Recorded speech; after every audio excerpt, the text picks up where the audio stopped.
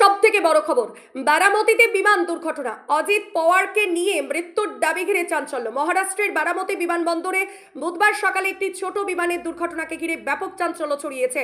সংবাদ সংস্থা সূত্রের প্রাথমিক রিপোর্ট অনুযায়ী অবতরণের সময় বিমানটি ভেঙে পড়ে এবং তাতে আগুন ধরে যায়। কয়েকটি সংবাদ মাধ্যমের দাবি, ওই বিমানে এনসিপি প্রধান তথা মহারাষ্ট্রের উপমুখ্যমন্ত্রী অজিত পাওয়ার ছিলেন এবং দুর্ঘটনায় একাধিক যাত্রীর মৃত্যু হয়েছে। প্রাথমিকভাবে জানা গিয়েছে, সকাল প্রায় 8:45 নাগাদ অবতরণের সময় রানওয়ের কাছাকাছি নিয়ন্ত্রণ হারিয়ে বিমানটি দুর্ঘটনার কবলে পড়ে। দুর্ঘটনার পরপরই ঘটনাস্থলে দমকল ও পুলিশ পৌঁছে উদ্ধার কাজ শুরু করে। বিমানে আগুন ধরে যাওয়ায় পরিস্থিতি আরও জটিল হয়ে ওঠে। এনসিবি সূত্রে জানা গিয়েছে, জেলা পরিষদ নির্বাচনের প্রচারে অংশ নিতে মুম্বাই থেকে বারামতির উদ্দেশ্যে রওনা হয়েছিলেন অজিত পাওয়ার।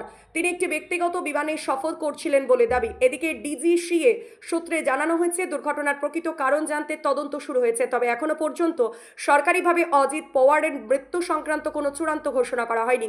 ফলে বিষয়টি নিয়ে ধোঁয়াশা বজায় রয়েছে। পুরো ঘটনার উপর নজর রাখছে প্রশাসন। অফিসিয়াল বিবৃতি প্রকাশ হলে প্রকৃত পরিস্থিতি আরও স্পষ্ট হবে বলে মনে করা হচ্ছে।